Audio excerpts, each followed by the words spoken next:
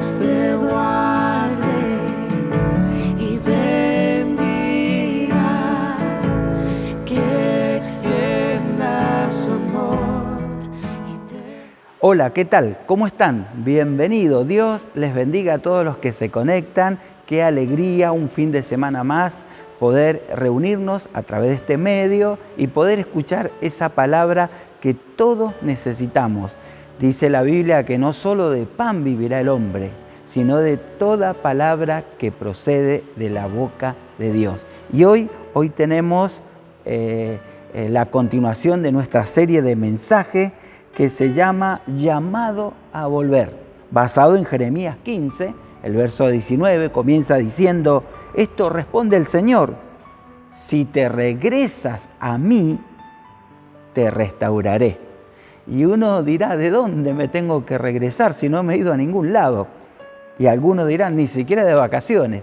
Pero bueno, lo cierto es que Dios nos está llamando a regresar, a que Dios sea nuestra pasión, que Dios sea nuestra prioridad, que nuestra identidad que nos dio en Cristo Jesús la recuperemos y la vivamos cada día.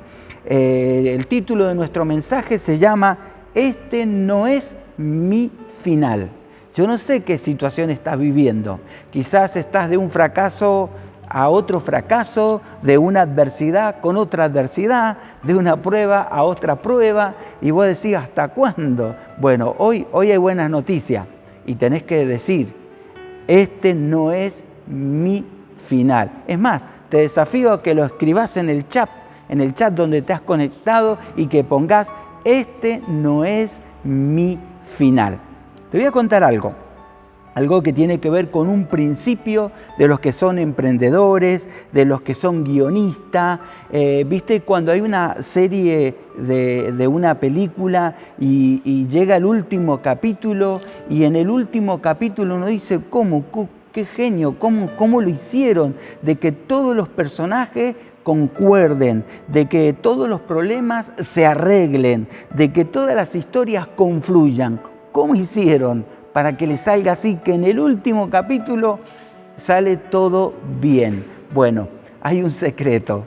¿Cuál es el secreto? Te lo puede decir cualquier guionista. Es que ellos empiezan con el final en mente. ¿Qué significa empezar un guión con el final en mente? Bueno, significa que lo primero que hace un guionista es el final.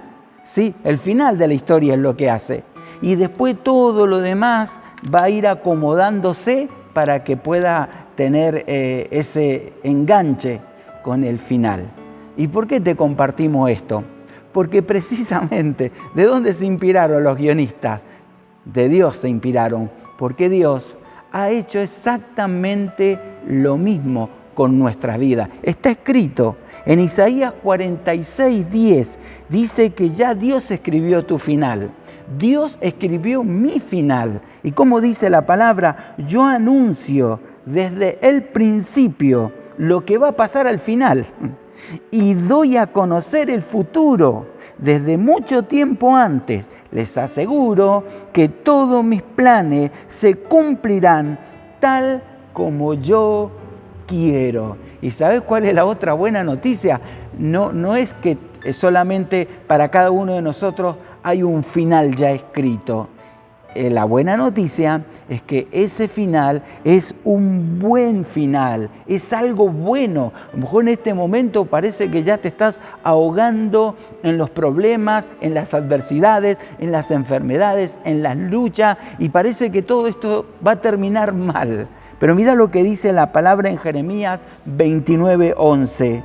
Yo sé los planes que tengo para ustedes, dice el Señor. Son planes para lo bueno y no para lo malo, para darles un futuro y una esperanza. Sí, esto es la buena noticia. Dios es especialista en remontar las vidas que están en una situación de adversidad, de derrota, de fracaso, de desilusión, de dolor. Dios es especialista para que esa vida remonte, para que ocurra un giro inesperado, donde todo parece que se iba a desencadenar en algo malo, pero al final termina todo bien. ¿Por qué? Porque Él ya escribió nuestro destino. El único, porque no hay circunstancias, no hay personas, no hay cosas que puedan detener los planes de Dios. Lo único que puede detener el propósito de Dios, el cumplimiento de los propósitos de Dios en nuestra vida, somos nosotros mismos. Cuando tiramos la toalla, cuando nos rendimos, cuando nos declaramos ya por vencidos, entonces nosotros hacemos que los planes de Dios caduquen, no se cumplan en nuestra vida. Por eso estamos siendo desafiados en este momento a decir: este no es mi final. El final lo escribió Dios y el final de tu vida y de mi vida es un buen final, aunque ahora estemos padeciendo, aunque ahora no la estemos pasando bien y estemos incómodos. Bueno, hay una historia en la Biblia, una historia de que ilustra todo esto que venimos diciendo en la introducción del mensaje, y es en la vida de José. José fue el 11º hijo de Jacob, de una familia. Jacob tuvo 12 hijos y José fue el número 11, y después vino Benjamín, el más pequeño. Y la historia de la Biblia está bueno en el libro de Génesis. A partir del capítulo 37 se empieza a gestar la historia de José casi hasta el final del libro del Génesis. Y bueno, ¿qué nos dice la Biblia? Que José, desde muy adolescente, fue un soñador. ¿Qué es lo que soñaba? Que él iba a ser de influencia en su sociedad, que él iba a ser una persona que iba a cambiar circunstancias. Y él tenía esos sueños de ser alguien influyente. Dios bendiga a todos los adolescentes de la Iglesia Misión Cristiana y de la iglesia de donde se nos conectan, desde los lugares que se conectan, para que sean soñadores, soñadores de los sueños de Dios, para que se cumplan en su vida. Y esto fue lo que hizo despertar celos e envidia en sus hermanos. Y a pesar de que ya Dios había escrito el final de la vida de José, pasaron muchos capítulos de su vida, muchos años en donde si uno lo evaluaba, dice: no, esto no va a terminar bien. ¿Cómo empezó todo? Que sus hermanos un día lo vendieron como esclavos a unos mercaderes que viajaban para Egipto. Allí lo compra un tal Potifar, un oficial del ejército del faraón, una persona influyente, de influencia política. Lo compra y bueno, José está como esclavo. Después la esposa de Potifar lo ve a este joven como un joven atractivo, como para tener una relación ilícita. Pero José nunca perdió su identidad, aunque lo vendieron como esclavo, aunque él hubiera pensado: bueno, aquí nadie me ve, estoy solo. Sin embargo, él decidió guardar su integridad. Así que se rehusó a tener una relación ilícita con su patrona, con su ama. Esto causó el enojo, el odio de esta mujer y lo acusó falsamente. ¿Qué podía hacer un esclavo ante la acusación de la esposa de un hombre prominente en Egipto? Nada. Así que lo incriminaron de un crimen que él no cometió. Y así fue a parar a la cárcel. Y allí en la cárcel, él también como esclavo, como preso ya, preso político, trató de ser el mejor preso. Y siendo el mejor preso, lo pusieron como encargado de los presos. Y ahí interpretó unos sueños a dos servidores del faraón. Y uno le dijo: cuando salgas de acá te van a sentenciar a muerte. Y al otro le dijo: y vos cuando salgas de acá te van a restituir a tu antiguo puesto. Y así fue. Tal cual José les interpretó los sueños a estos dos, uno salió y lo ejecutaron, y el otro quedó en libertad y en el puesto restituido. Pero antes José le dijo: no te olvides de mí, acordate que yo estoy acá, hablale a alguien de que yo estoy acá injustamente. Pero ¿qué pasó? Se olvidó. No hay peor cosa para una persona que la olviden, que la ignoren, que la marginen, que no se acuerden más de él. Y todo eso iba cargando José en su vida. Y José tenía convicciones para no rendirse. Y él había entendido que desde muy temprana edad Dios le mostró el final de su vida. Y aunque estuvo esclavo, aunque lo imputaron de un crimen que no hizo, aunque estuvo en la cárcel, él siempre entendió que su historia era parte de la historia de Dios, que no importaba tanto lo que a él le pase, sino que la historia de su vida pueda coincidir con la historia y los planes de Dios. Así que salió finalmente de la cárcel porque hubo un sueño que tuvo el faraón y que nadie lo podía interpretar, un sueño que conocen todos los argentinos, las 7 vacas gordas y las 7 vacas flacas, ¿sí? Todos los argentinos decimos, estamos en época de vaca flaca. Sí, ¿de dónde sacan eso? De estos sueños que tuvo el faraón y que José pudo interpretarlo. Una vez que los interpreta, entonces los sacan de la cárcel, interpreta los sueños y es colocado como la segunda persona más importante en el imperio Egipto. Y entonces hizo administrar y 7 años de abundancia, hizo guardar, después vinieron los 7 años de hambruna, y no solo la hambruna era para Egipto, sino para toda la región, inclusive la región donde vivía su padre y sus hermanos. Y un día hubo tanta hambre que sus hermanos regresaron, y José, claro, como tenía todo un atuendo egipcio, había cambiado también su fisonomía, su aspecto físico. Era un adolescente de 17 años cuando lo habían vendido como esclavo, ahora tiene 30 años. Habían pasado 13 años de toda esa situación, así que no se dan cuenta que el que les habla es su propio hermano. Así que entre ida y vueltas, al final Dios dijo, quiero ver a mi padre y tráiganme a mi hermano menor y vénganse a vivir acá porque acá hay abundancia y las cosas se van a complicar cada vez más. Finalmente vienen su padre, todos sus hermanos, 70 personas en total, dice la Biblia, que vinieron de los familiares de José y se establecieron ahí en Egipto, en la tierra de Gosén. Y después de un tiempo, Jacob fallece.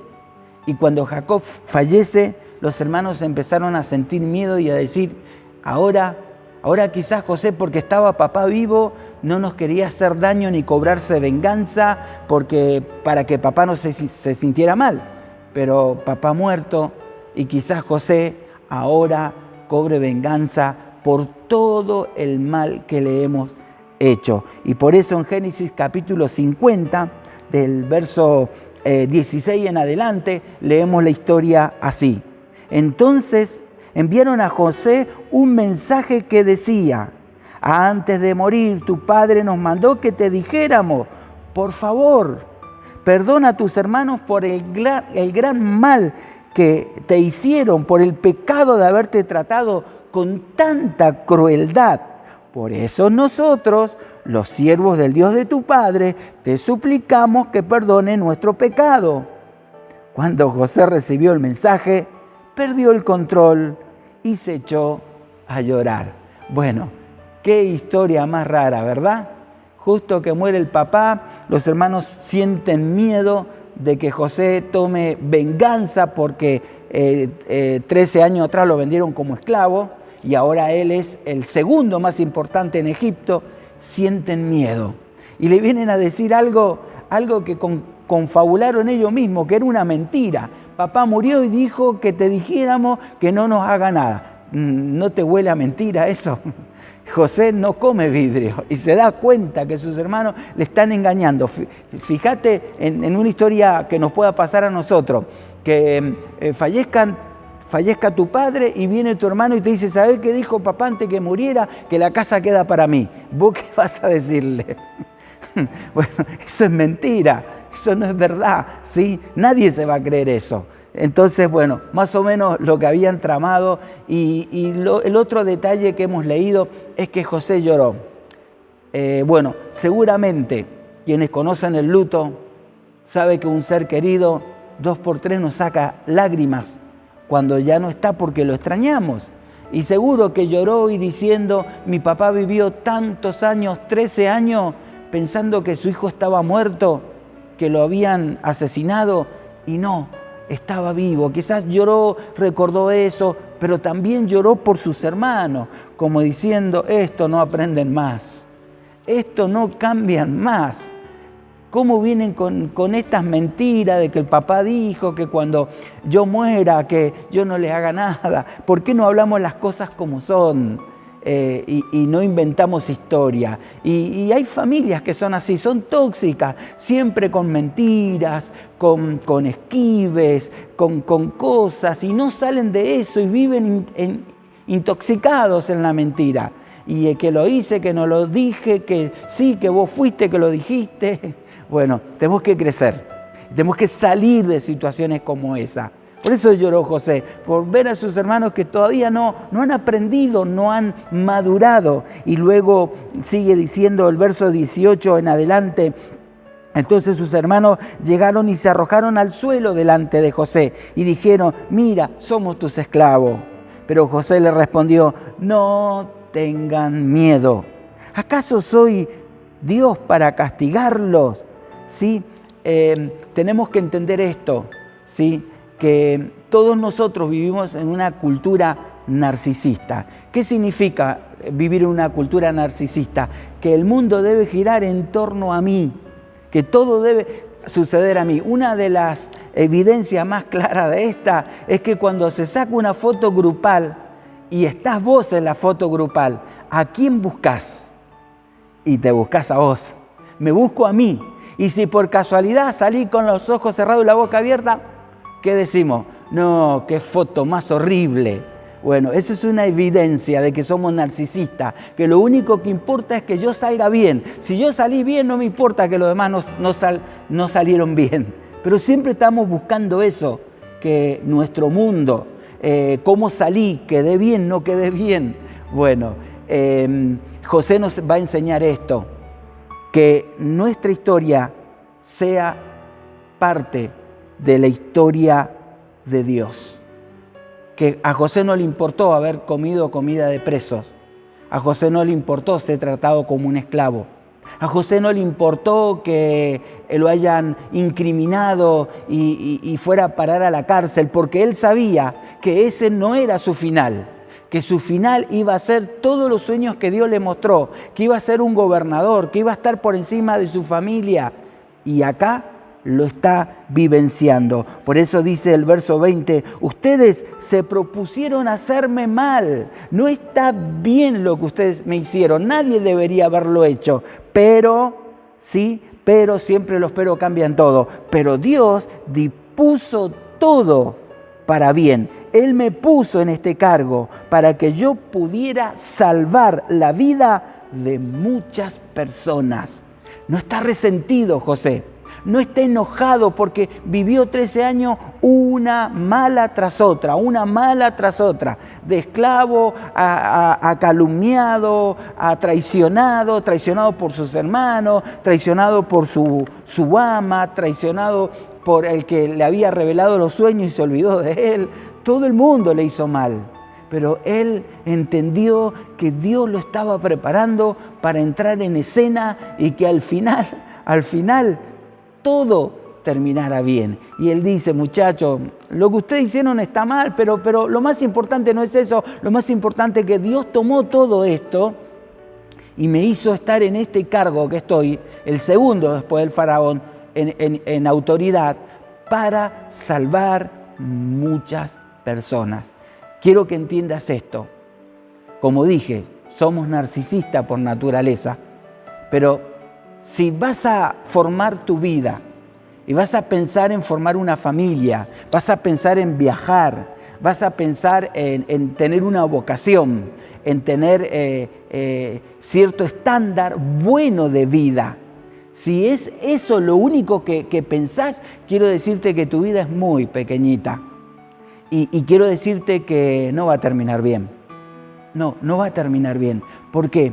Porque nuestra historia tiene que encajar en la historia de Dios. Es decir, mi vida tiene que coincidir con los propósitos que Dios tiene para conmigo.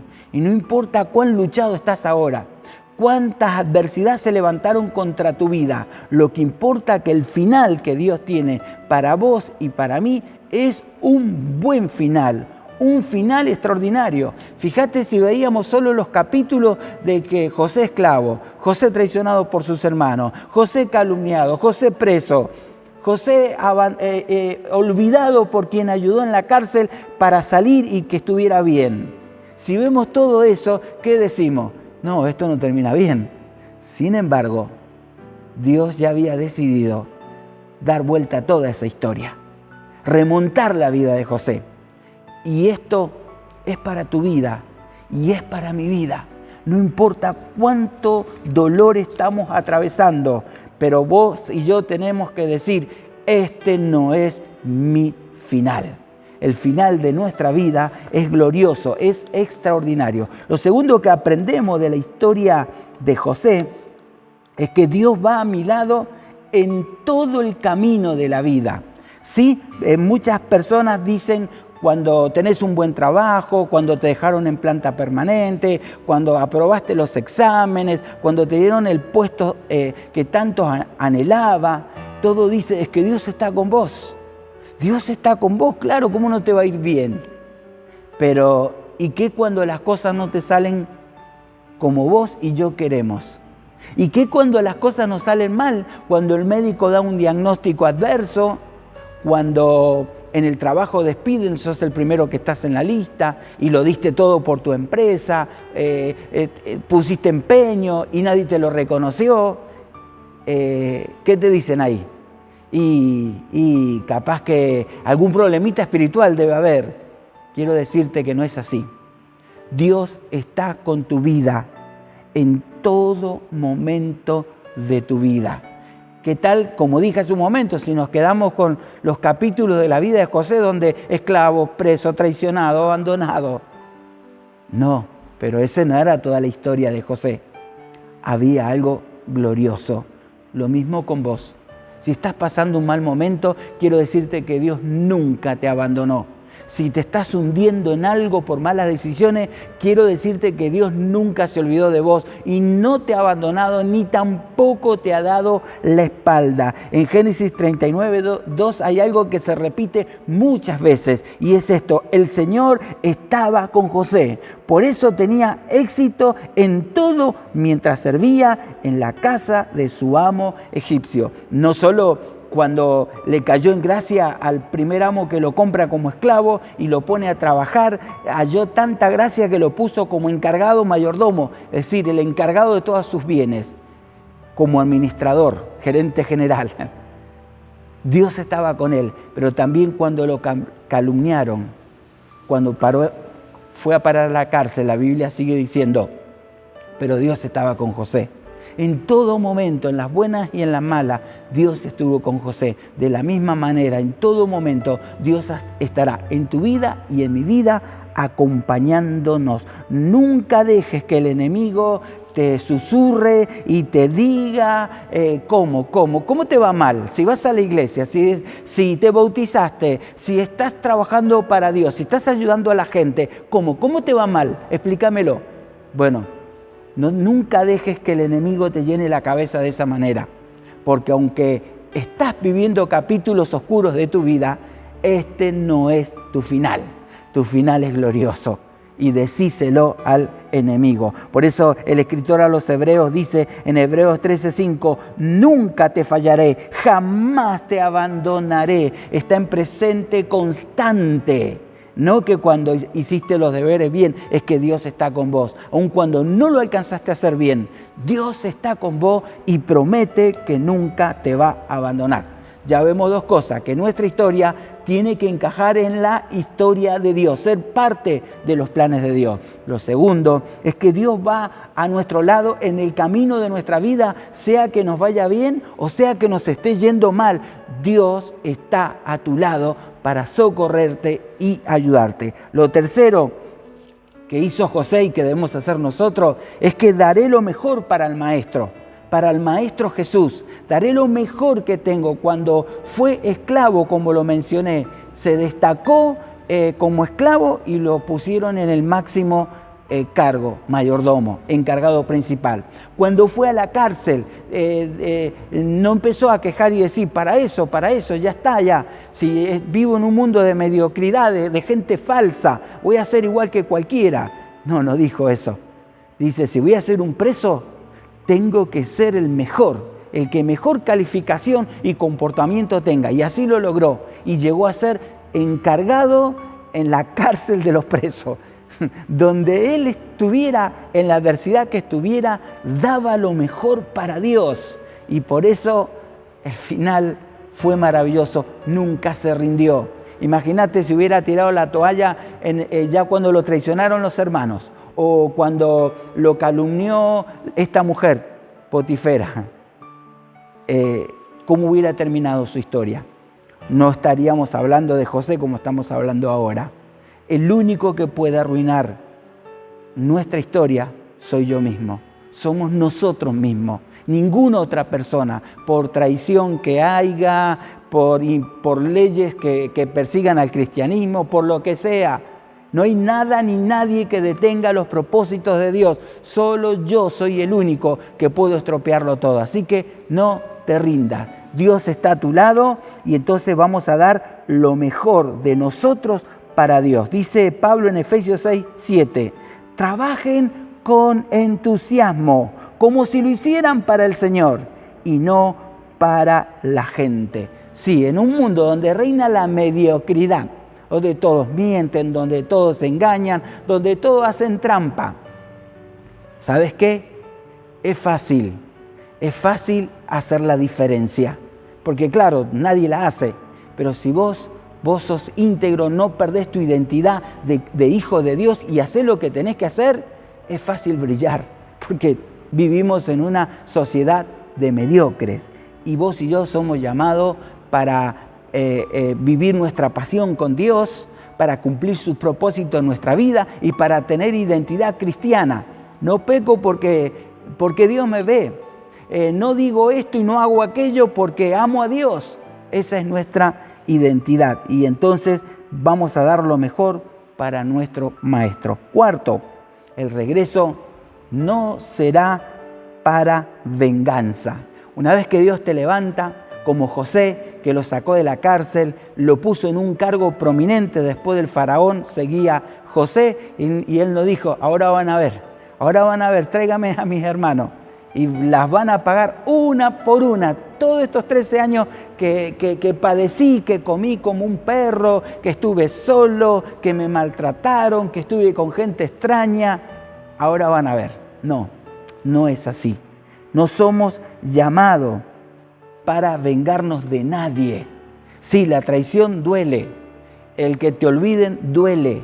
El que te calumnian duele. El que te hagan trampa para que te hundas duele. Pero ¿qué se hace con toda la gente que me hace daño? Bueno, ¿sabes qué? Lo que se hace con toda la gente que te ha difamado y te ha dañado, se las ama. ¿Sí? Eso dice la Biblia. Ama a tus enemigos. Así que, ¿qué tenés que hacer con el que te rompió el corazón?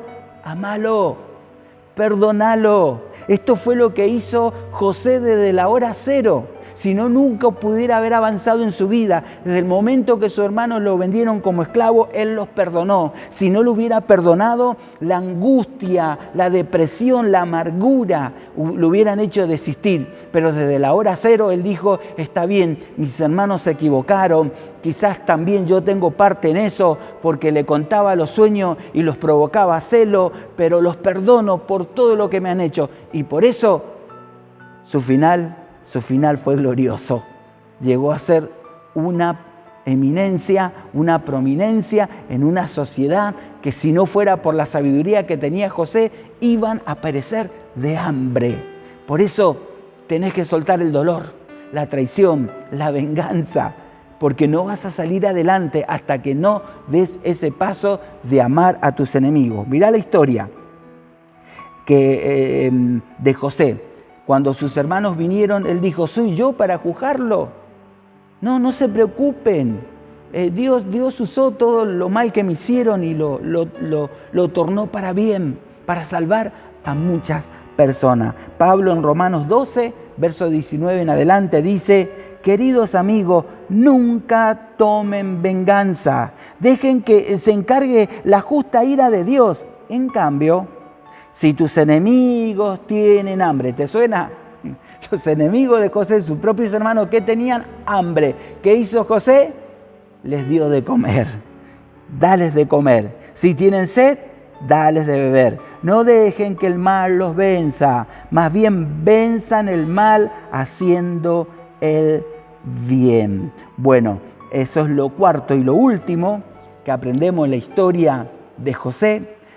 Para entender que aunque ahora no estemos pasando un buen capítulo de nuestra vida, esté todo oscuro, nublado, el final es glorioso. Y este mal momento no es mi final. Hay cosas gloriosas para cada una de nuestra vida. Lo quinto que tenemos que entender que esta lucha será una historia de salvación. Sí, no estamos luchando para que nuestro nombre sea ilustre, sea popular, tenga fama. Estamos luchando para que nuestros hijos sean salvos, para que nuestros nietos sean salvos, para que nuestros vecinos sean salvos. Esa es nuestra más importante lucha. A veces se cree que todas las personas van a ir al cielo, hasta los perros. No te engañes. La Biblia dice lo siguiente, no todos van al cielo. La Biblia dice, el que tiene al Hijo tiene vida eterna. El que no tiene al Hijo no tiene vida eterna. Por eso este es un desafío importante de que podamos predicar el Evangelio, de que podamos anunciar las buenas nuevas, primero en nuestro entorno familiar y después en todas las personas que se nos crucen por el camino. En Génesis 45:5 vemos que cuando el momento que José se dio a conocer a sus hermanos y él dijo estas palabras, por favor, no se aflijan más ni se reprochen el haberme vendido, pues en realidad fue Dios quien me mandó delante de ustedes. ¿Para qué? Para salvar vidas. Todas esas pruebas, todas esas calumnias, todas esas cárceles injustas, ¿para qué lo usó Dios? Dio vuelta a la historia para que muchas personas fuesen salvas. Y esa es la razón por que a veces sufrimos tanto. Porque hay personas con que tenemos que dar, médicos, a veces abogados, a veces gente que no nos relacionaríamos nunca si no tuviéramos un problema. Pero como tenemos un problema, nos relacionamos con esas personas. ¿Para qué? Para anunciarle la buena noticia de la salvación. ¿Sí? En Génesis 45, 6, 7 dice, desde hace 2 años la región está sufriendo hambre y todavía faltan 5 años más en que no habrá siembras ni cosecha. Apenas esta hambruna empieza. Por eso Dios me envió delante de ustedes para salvarles la vida de manera extraordinaria y de ese modo asegurarles descendencia sobre la tierra. ¡Wow! José sí que la tenía clara. La vida no se trataba de su comodidad, de su confort, de pasarla bien, de vacaciones. La vida se trataba de los propósitos de Dios, de la historia de Dios y de lo que Dios quería hacer con la humanidad. Que la humanidad no se perdiera, porque de la descendencia del pueblo hebreo vino el Mesías. Mirá si esta familia se muere de hambre. Nos quedamos sin Salvador. Por eso Él entendió su papel acá en esta tierra. Ya está todo el guión escrito por Dios desde antes de la fundación del mundo, de tu vida y de mi vida. Y aunque parece que tu vida y mi vida van a terminar en nada, al final es glorioso. Lo que Dios va a hacer con cada uno de nosotros, nos va a usar como puente, como medio para que otros conozcan del Evangelio. Así que prepara tu regreso, ¿sí? Dios está esperando que regreses y Él ya preparó tu regreso, ¿sí? Cuando estás viviendo en el fracaso, en la traición, en la adversidad, recordá, este no es mi final. En Éxodo 23, 26 dice, haré que el número de tus días sea completado. ¿Fuiste al médico? ¿Te diagnosticó cáncer?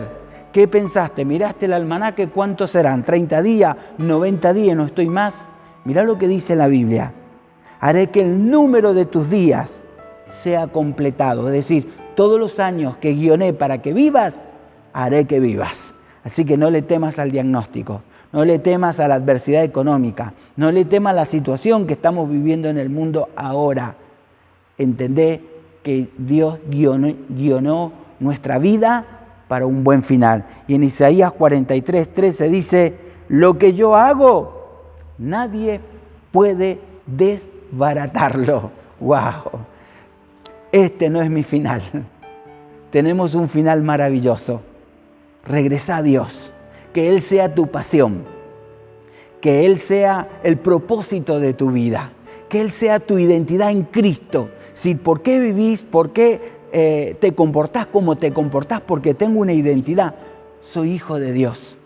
Bueno, eso no lo perdás nunca, de eso se trata, un llamado a volver. Si te vuelves a mí, yo te restauraré. Dios te bendiga ricamente. Vamos a orar y darle gracias a Dios por esta buena noticia de que nuestro final será maravilloso. Padre Dios, te damos gracias por tu palabra, por la historia de la vida de José, porque has escrito un guión para que vivamos y que vivamos según tus propósitos. Y aunque haya adversidades, traiciones, abandono, engaño, estafa, mentira, al final se va a acomodar todo para que podamos brillar y cumplir con la historia de Dios en nuestras vidas. Ser un portador de esperanza, ser un portador de buenas noticias, ser un canal, un medio de bendición para otros. Dios tiene planes maravillosos. Este no es nuestro final. Nuestro final lo escribió Dios y es glorioso y bueno en gran manera. Gracias Dios. Por eso recibimos la gracia a través de Cristo Jesús como Señor y Salvador de nuestra vida. Dije Señor, porque Él es nuestra razón de vida, y Salvador, porque creyendo en Él, solo creyendo en Él, tenemos vida eterna. En el nombre de Jesús, amén y amén. Que Dios te bendiga ricamente. Es tu amor que me sostiene, el que me levanta, el que me da paz, me da seguridad.